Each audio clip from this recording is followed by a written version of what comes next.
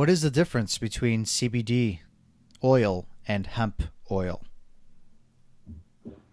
Um, well, hemp oil is one thing, but full spectrum hemp oil is another. And CBD is just one of the many 100+ cannabinoids that are found in full spectrum hemp oil. Hmm. So it's kind of the most famous one at this point. THC is the other one, although you find that in very low levels in hemp.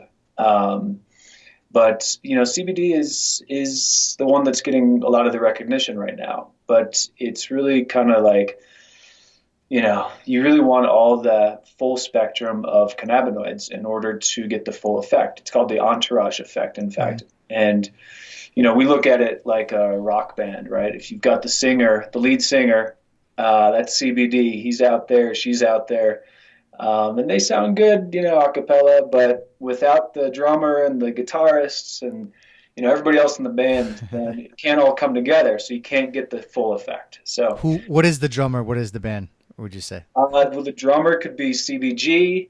The guitarist could be CBN. Okay. The light guy is CBC. The roadie is another cannabinoid, and then you've got your terpenes and your flavonoids and your trichomes. Oh man, you're Uh, losing me. Yeah, because I keep hearing there's CBD oil. Now we got hemp oil. That's like, but yeah. which one is the right one to buy? Which one do we go Well, after? Well, it's a good question, and honestly, CBD. If you're calling your product CBD, hmm then that's actually it's a red flag for consumers, because that means that company actually either doesn't know that calling their product CBD is out of compliance with FDA regulations, which it is, really. or they don't care, which is another red flag. So you've got a lot of CBD on the market. That's what people are Googling. It's what people are looking for. It's what we're talking about right now. But you should really be looking for full spectrum hemp oil, because, again, that has the entourage effect, and it signifies, or it should signify to you, that the company that you're purchasing your products from knows what they're doing and cares about being in compliance and understands the regulations around it. So we're actually that's what I was doing right before we jumped on. Really? Creating a how to identify quality hemp products. Wow. And, It's like you know, it's like I read your mind. That's what we do here on Boss to Boss. It's Rhett Taylor, everybody. That's Rhett, R-E-T. Be sure to check him out on Hello Ned, the full spectrum hemp. I guess how do you like to call it? Uh, yeah, well, we call it Ned. full spectrum hemp oil. Okay, the full spectrum hemp oil. You can check them out at helloned.com or at Meet Ned on Facebook, Instagram, Twitter, right? Pretty much Yep. you name it. And that's Ned, Ned, N as in Nancy. Hello Ned, which is a Yep. very clever name. I'm sure you get people like, why Ned? Why not Ted? Uh, Like, why? well, we looked at the whole industry, and it was Mhm. either like super scientific or super crunchy granola. And we didn't want to be either. Our mission is to be much more approachable. Mhm. And Ned kind of came to us. Ned is sort of the fictional character, that he's the guy that you would go to when you're looking for a natural remedy, or you want to, there's something rattling in your truck. Ned is the guy who's going to fix it. Or you want to learn about stoicism from Mhm. the ancient Greeks. Like, Ned is a Renaissance man, and honestly, Ned is who I aspire to be at some point in my life. It's who I'm working toward. So, I but like that. also, Ned is a very simple name. It's approachable and it's different. So, It is, and like no one really uses Ned. Is it even a real name, or do you guys create it? no, Ned is a fiction of our I like it. imagination. Yeah. Yeah, I mean, you had my mind going all over the place because I was like thinking of like the perfect being, like the ultimate human being, or then like I was also thinking of the guy in high school that was your Ned. Like there's so many different thoughts went into my head when you were Yeah. describing that. I had a Ned in high school too, and he Yeah. reached out. He saw us, and he's like, Hey, you didn't name that after me, did you? No, we didn't, Ned. But we named it after a Renaissance man, somebody, or a Mhm. Renaissance woman, somebody who's simple, connected with the land, and somebody you would go to who you trust when you don't want to go to doctors and you don't want to get handfuls of pharmaceuticals. Ned's your guy. And just like a question, is something that I've been kind of dealing with. Well, not so much personally, but the podcast producer, aka the leg breaker, Steve Wiley, who might make an appearance later on. He his dog has seizures, and Mm, they've experimented. They've been using I guess I'm not sure if it's CBD or hemp oil anymore, but full spectrum hemp oil. I hope they are using. Maybe that's where they're going hopefully, wrong. yeah. Maybe that's where they're going wrong. But Uh-huh. he's hearing a lot of things, and just overall, it's been one of the most searched topics. I guess we kind of looked into this, and Yeah. can you build up a tolerance specifically with pets to the oil? Yeah, no, not really. You can get to a point though where you are now healthy and you need to take less. Mm-hmm. So, you know, not really. And what we hope though is that you do get to that point so that you don't need to be buying our products. That's our end goal. Mm-hmm. And we're not just a CBD company. We're not just a full spectrum hemp oil company. We're in development on several other products that are just as natural as our full spectrum hemp oil is. But these are products that are from the earth, like magnesium is one that we're working on currently. We've got a few others in the works, Hmm. but our goal is to not enable people to have a better first line of defense when it comes to their health than, I'm anxious or I'm having trouble sleeping. I got to go see a doctor. Right. And the doctor prescribes the pharmaceuticals, and the pharmaceuticals lead to other pharmaceuticals, which lead to others. And all of a sudden, you used to just have trouble sleeping, and now you've got all kinds of other issues. And so, it's this loop that's extremely lucrative, Mm-hmm. which we're looking to, yeah, put a dent in. And so, can you build up a tolerance to it? You can become healthier and not need it any longer. That's our goal. Awesome. No, I like that, and I guess you got me thinking now because um, now everyone's constantly complaining about insurance. Being in America, it's a big Mhm. topic of debate. But if you're trying to eliminate having to go to the doctor, it's almost like you can push towards that audience, that group of entrepreneurs, that group of like me being a small business owner. I can't offer insurance to my employees right now because we're too small of a business. But I Mhm. could be like, but there's an alternative for you, perhaps, or instead of wasting the hundreds and thousands of dollars there, maybe this could be something. I don't know. Yeah. I'm just going Well, at it now. absolutely. We we're a small business too, and we with our employees we do offer healthcare, but we supplement that by saying, please work outdoors, please use our product, please eat healthily, please ride your bike to work or get Hmm. your exercise. Like, we're not going to slow you down from doing that, because those are all things that I believe the healthcare industry should be promoting, and there are healthcare companies that are doing so.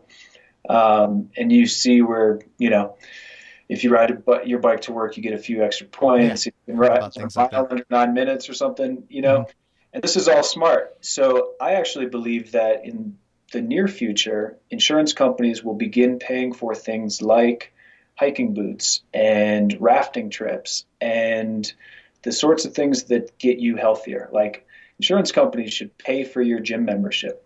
It just makes economic sense if for them, because that Yeah, means it's you'll be using them far less. it So sounds genius, but it's like, why is this not happening? It's crazy. yeah, it will happen, and it's Yeah, beginning to.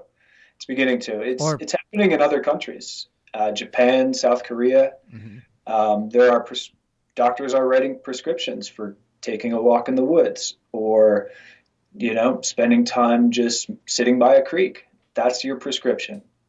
And you have some background about walking in the woods and sitting next to creeks, right? That's Yeah, Yeah, those are two of my favorite things to do. How did? Because yeah, I mean, kind of for everybody tuning in, kind of, Rhett Taylor is partners with Adrian Zimmerman, who was on the podcast a few weeks back, and with Ned. And you're definitely like the other end of the spectrum. I mean, not fully, but he had a lot of business he was doing. You had not that you weren't doing business, you had kind of other ways of doing business, and Yeah, I've been, every bit as much a businessman as Adrian, but my focus has always been yeah, on that's not the how I that's not No, how no, I meant. no, no. That's cool. And then, I like that. Yeah, I'm I more the guess neighbor boy he was more of the office person, it seemed like, for and you were sure. more of the running business different ways outside and getting Yep. around. Fair enough. Fair enough. Yeah. My business is stretched back 19 years now, and they've either been on the environmental side, environmental protection, remediation, stewardship, or on the kind of the outdoor side. So yeah, and I've spent the last 13 years really studying what it is about having a deeper connection with nature Hmm. that helps me thrive. So why is it that when I take a walk in the woods or sit next to a creek, I then can come back and just crank on whatever I'm working on, and my creativity levels are there, my focus is there.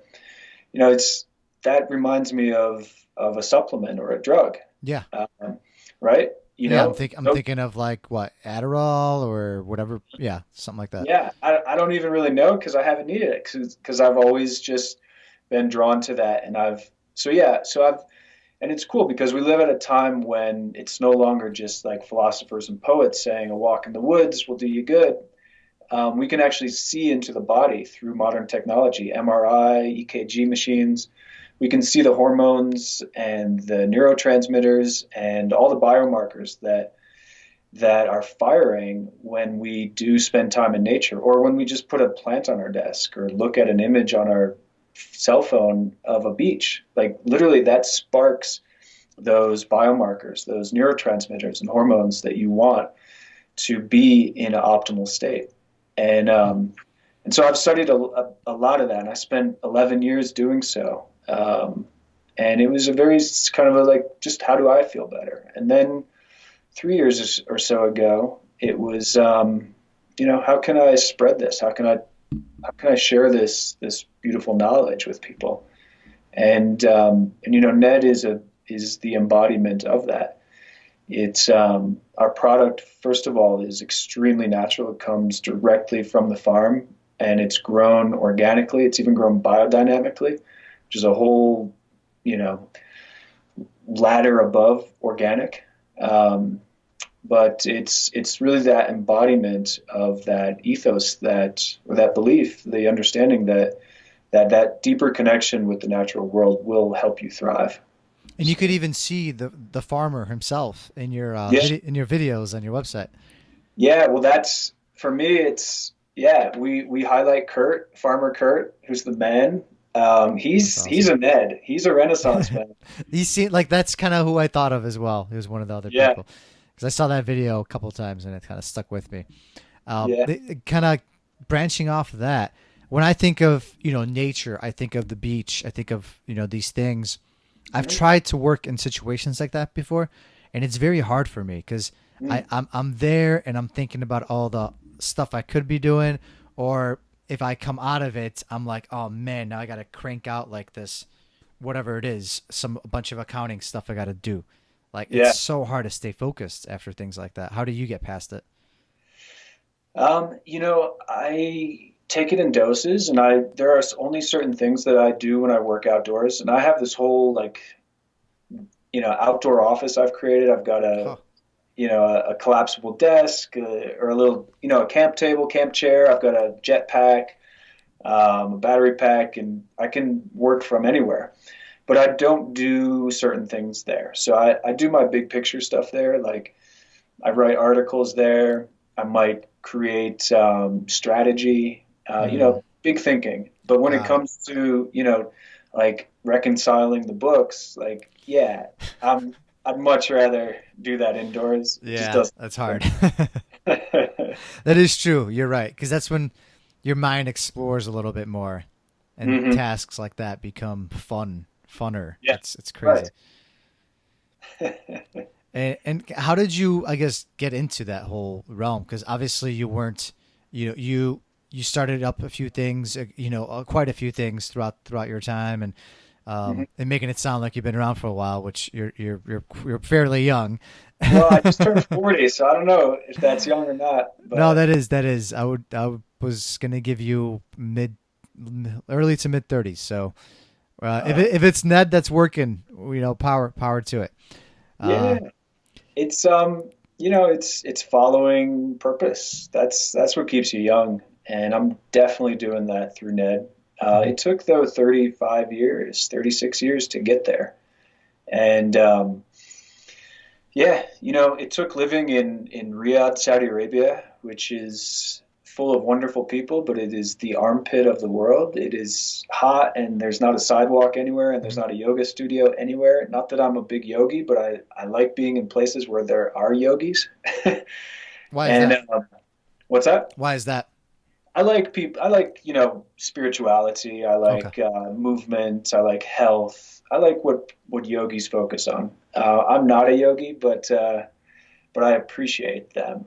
And there wasn't any of that in Riyadh. Hmm. Um, and I moved back to Colorado. I needed to. I was just drawn back to Colorado. I needed nature, and and I found it here in Boulder. I mean, Boulder's like the center of all that. So How long were you there for in Saudi Arabia? I was there twice. My first job was in Saudi in Jeddah for 2 years, and then Hmm. again I brought my business, my furniture business, to Saudi Arabia in 2012, 13, and 14. Wow. And that's the you were selling medical furniture, right? No, hospitality furniture, so Hospitality. hotels. But I got into all types of different stuff. I had some really cool partners there, Mhm. and they were super well connected. I ended up working with the son of the king, creating his private office. Not the furniture, but like the Yeah. structure Hmm. and the staff. I got into selling military tents. I was the biggest supplier of military tents in the Middle East for about a year. How does one just simply get up and go and start up a business and go to the Middle East and run it? Like, how Well, does that even happen? It sounds like this is almost like too good to be true. It's a wild yeah, story. yeah. Well, my first job was in Saudi, and I met a ton of great people. Got it. Okay. And then I was asked to come back and bring my company there. So, and then Middle East or Saudi Arabia, I should say, there were a lot of opportunities presented to me, and at that point in my life, I was unfocused, and I was willing to bird dog all these different things going on. So, yeah, So the first time you were still working for someone, right? The second time you weren't. yeah, yep, And exactly. do you feel that it was good that you were working for someone initially because you got that opportunity? You got to kind of take advantage and learn and Oh, yeah, do what you yeah, could? absolutely. And I was 22 and 2 weeks out of college, and so yeah, I spent the first 5 years working for people, and Mhm. then it's been 14 years since that I've been on my own. What made you make that jump? Was there a reason? I mean, it sounded like you were doing fun things prior. Yeah, I was. I definitely was. I was in after Saudi. I was in Miami, and I was doing land acquisitions for a big home building company, which was a very cool job, and I learned everything there is to know about. Well, that's not fair to say, but I learned a lot about the real estate world. How much Some can you really learn in Miami, right? Well, it was all South Florida, and if you want to learn the real estate world, then become a land acquisitions executive or junior exec, whatever. Do Mhm. land acquisitions because you'll go through the entire process of the real estate world. So that's what I was doing. The real estate market crashed in 2006 in Florida, and I was dating a wonderful Brazilian girl and moved with her to Brazil on a whim. And I ended up co-founding the Green Building Council of Brazil, and we brought LEED certification to Brazil, myself and two others. And I spent all my money doing that and surfing and kiteboarding and drinking caipirinhas and exploring Oh Brazil. man. And no regrets there. But so that was really my first venture on my own. So the council, does it still exist to this day? That one, It specifically? Okay. does, yeah, it does, and it's actually become, or it quickly became, like the voice for sustainability in Brazil and really much of South America. I think there are nearly 2,000 LEED certified buildings in Brazil at this point. That's amazing. And like, how do you still play a role at all? No, No. not at all, not at all. I'm still close with the co-founders, Hmm. but actually, it's led by Philippe Cousteau, Jacques Cousteau's grandson, Oh wow. and he's been doing a great job with it. So, Hmm. yeah. But yeah, I spent all my money, and then I ended up in New York City, started a business there, the furniture business. Hmm. And that was just good timing, sort of. Not really, because 2008 happened right afterward. But I stuck with it, and it's been 12 years with the furniture business. Because so it seems, starting up the businesses, starting up, the few different things you did. Did you have like some backing? Because that's a lot question I get a lot. That's something people worry about all the time. Will they have the money? Will they have the backing? How did you do it? Yeah, well, the furniture business, I was on a draw and commission. Um, so I was an independent sales representative, and Hmm. a couple of the companies that I represented backed me for the first year. Got it. So that's how I did that. With Ned though, which we started coming up on 2 years ago, it's entirely bootstrapped. It's just Adrian and I. We put in a rather small amount of money each. We were both coming off of some pretty good years, and we had enough money to get it going, and we Mhm. became profitable in 5 months, which is extremely rare, and we're Yeah, extremely blessed for that. yeah, that So is. Wow. Maybe I'm in the wrong industry right now, huh? That's I, it depends. We're also extremely cost conscious. We're entirely ROI driven. If it doesn't return, we're not doing it. Um, and we really, really crawled before we walked, before we began to run. And highly recommend that. Overhead minimal, super, super cost conscious. so. Yeah, I gotta wonder. Like, it's gotta be getting a little wild right now, right? Because you have all these random companies just popping up out of nowhere, Yeah, right? it's good though. It's good. Every day we get four, five, six new companies following us on Instagram. We've got friends all over the design world. They're like Hmm. telling us we're on every board in the design offices in New York and LA. It's good. We're doing something right. That means, and You have to. competition is good. But I think one of the things that Adrian and I have that a lot of other people don't have is just perseverance. We have had so many roadblocks in the last 2 years, mainly just on the regulatory side, the banking side. Um, and we have persevered and persevered. And then, we also have a wonderful team around us Hmm. that is just super beneficial. And then Adrian and I really complement each other. He's X and I'm Y. He's black and I'm white. Like, we really are a good complement to each other. What were some of these moments? Like, was there a moment when you're about to give up, but then No, you got past it? no, never about I to mean, give there up. had to be one moment that you just fall down hard and No, something. I No. mean, we've had some really, really tough spots we've been in. But never where we would ever even begin to think about this is it or Hmm. giving up. That's what I'm referring to as the difference. And we've seen a lot of competitors come and go, um, just in a year and a half. What's the So main reason for that? Like, is there some big roadblock that yeah, hits banking is a everyone? real issue. Credit merchant services, credit card processing in the CBD world. Do they just not want to do it? Yeah, it falls to the high risk providers, um, which the high risk folks are also providing merchant services for Hmm. like the gambling world and the pornography world, and not that I haven't partaken in both of those like most red-blooded men, but I really didn't want that energy for our business. Yeah. And so we spent quite a bit of time finding other solutions, which those I got to keep close to the vest. You got, yeah. So But you can't release everything. yeah, I know the guests on Boss to Boss over here get a lot, but a few things you gotta hide. You gotta keep a couple secrets, right? yeah, it's possible, and it's becoming more and more possible. Um, but it is an invitation only kind of situation. So How does one get an invite? you got to do well for a couple years first.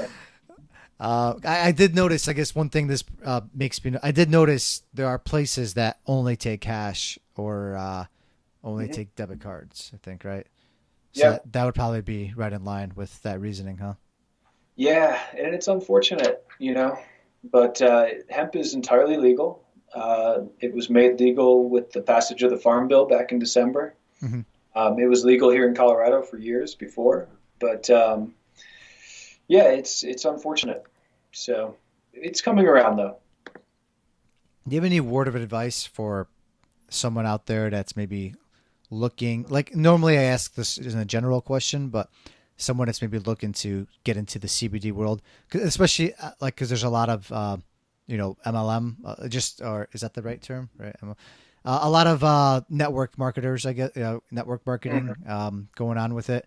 So, what would you tell someone if they're looking to get into the industry and maybe even start something up? Um, Difficult to say. It's be persistent with any business, obviously. Do your homework with any business, but and then just know that it is far, far, far more complicated and difficult than you might think. And if you're just wanting to get into it because you love cannabis or you think it would be cool, Hmm. or um, you think it's the big trend right now, then Oh yeah. like I don't know. It depends on who you are.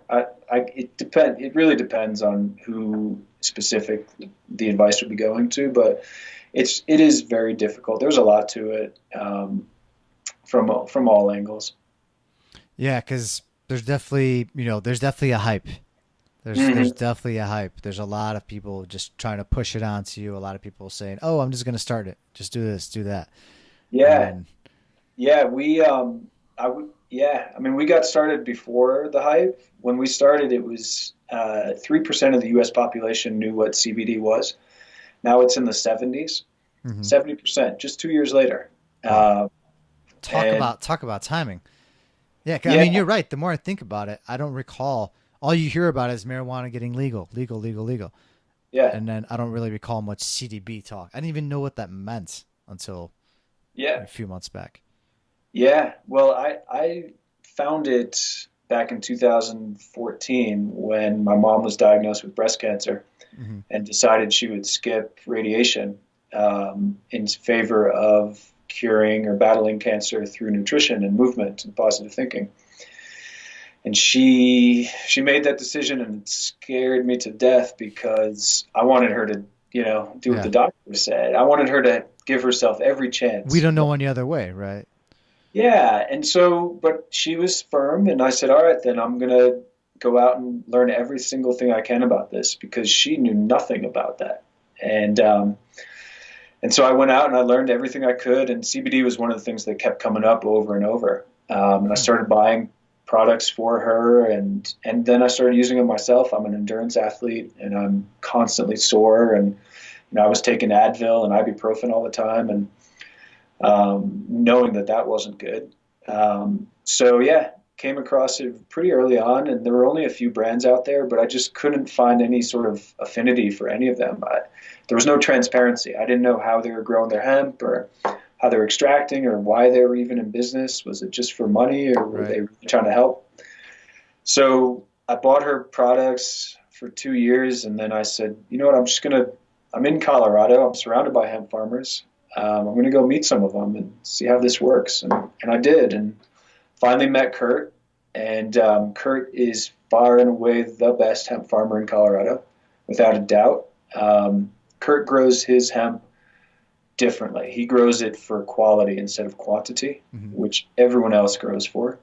That's not fair. There are some good farmers out there, but Has to be at least another one, right? yeah. But Kurt No, he was, sounds like the man. and he was a famous marijuana grower, and so he grows his plants like choice, super kind, high quality marijuana. And so once I connected with him, I knew I had to put this together, and that's when I called Adrian, because Adrian is the best storyteller, brand development, marketer that I know. And it just so happened Adrian was coming off of his 2.5 years of Voyage yeah, and it of just everything. yeah. So it worked out really well, and we went and climbed a mountain, and we talked about what we would do, and we laid the ethos and the groundwork and the principles for the company, and that was coming up on 2 years ago. Wow, it's just and it was your and it was all. It goes back to your mom, right? She was the one that kind of suggested the Yeah, alternative yeah, method, and yeah. wow. And I really wanted to create a product for her, Hmm. And when you're looking to do something for your mom, like you do it right, you know. So that was the whole impetus behind it. Also, Adrian and I both, we've been in business long enough that we've seen a lot of different sides of it. Hmm.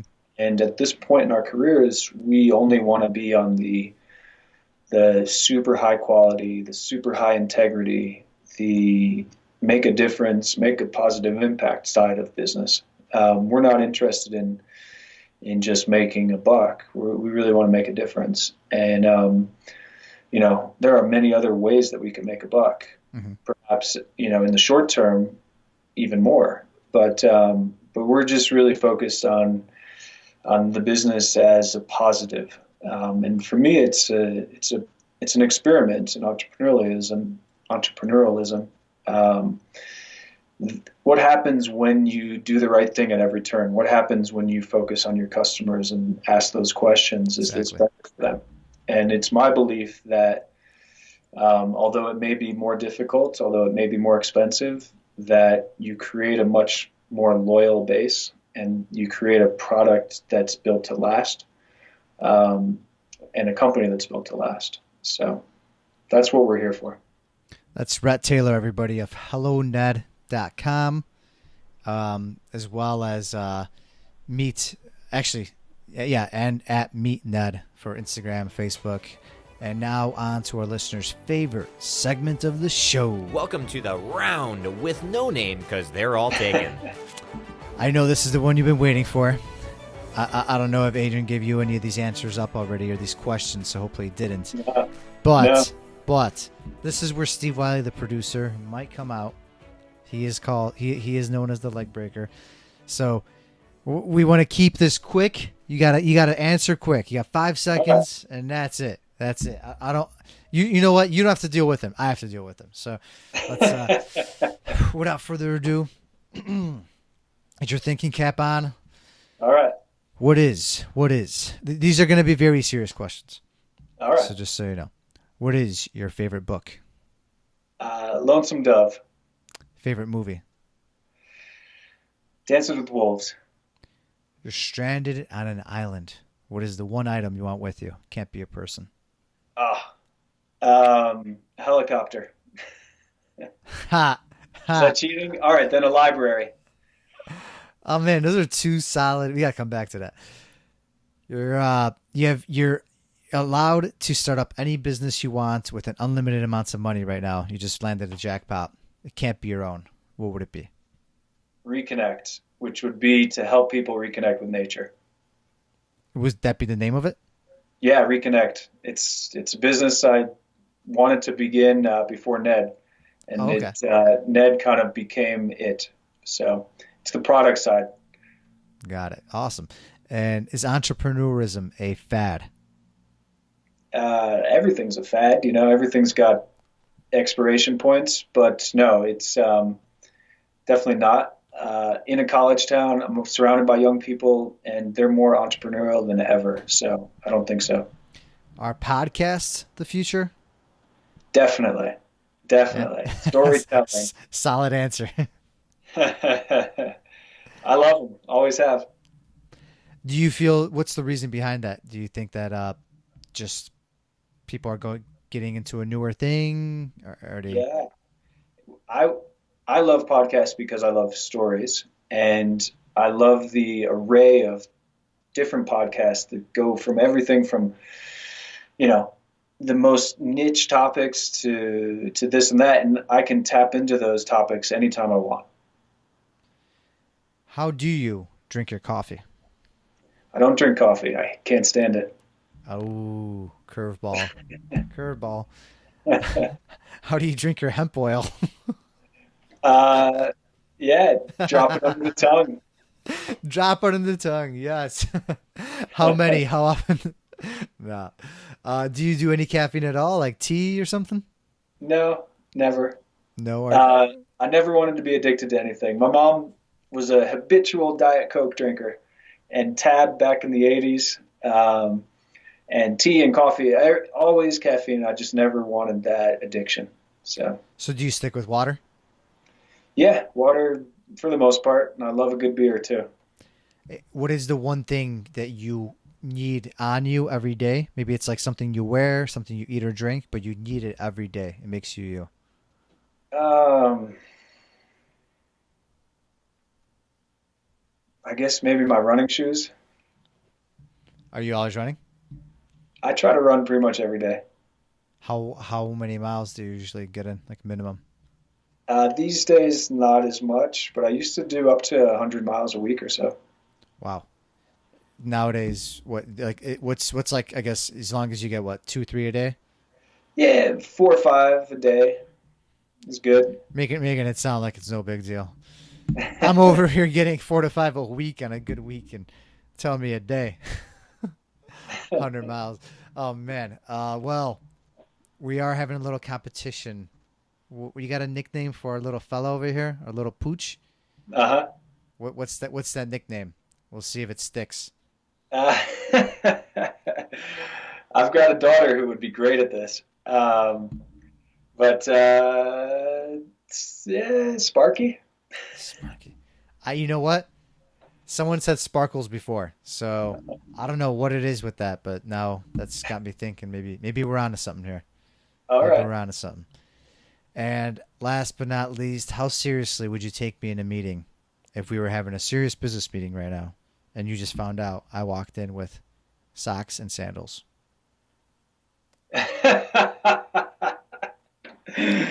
Yep, I don't that's know, right. man. I think That's you could right. pull it off. I think you could pull it off. It's happening right now as we speak, man. As we speak, it's just, man, it's a trend. I gotta make this. I gotta make this a trend. It's gonna stick one day. One day, it will be socially acceptable. I swear. You heard it here. Well, you survived. I survived. Steve Wiley did not come out, but yeah, no, that was some you had some interesting answers there. Helicopter or library? No one's ever said those two. I don't Huh. think ever. Yeah. Yeah, I mean you're onto something here with the helicopter because you fly away, right? But what if that's the only island? Where are you gonna go? Yeah. All Run right. out of gas eventually.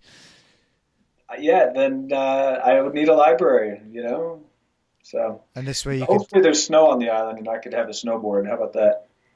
That'd be pretty cool. Yeah. You snowboard a lot, I take it. Yeah, that's one of my biggest passions.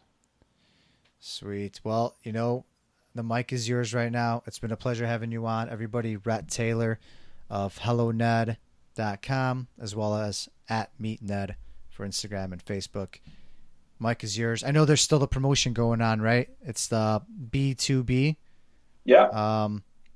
If you are interested to check out helloned.com for the full spectrum hemp products that you have. There's a promotion going on for all listeners. It's the letters B, number 2B. That's the promotion code. It's still active, right? It is. Yeah. Okay. Yep. Use it up, and would love to see a ton of uses on that for sure. And the mic is yours. Any closing thoughts? Yeah, just want to thank you for providing a platform. The CBD market is, like you've alluded to, is completely unregulated, and there are a ton of different products out there, and the difference between the quality ones and the not quality ones is massive. Mm-hmm. And so it's important to us, those with quality products that actually spend the time, money, and energy to do the right thing and to make a good product. It's important to us to have these platforms, to have storytellers such as yourself, to share what we're doing and provide a bit more transparency into it all. So just want to thank you, Miro. Appreciate it. Appreciate the words, right? Definitely looking forward to seeing, both your and Adrian's journey. So I'm definitely excited, to see where you guys are at just shortly.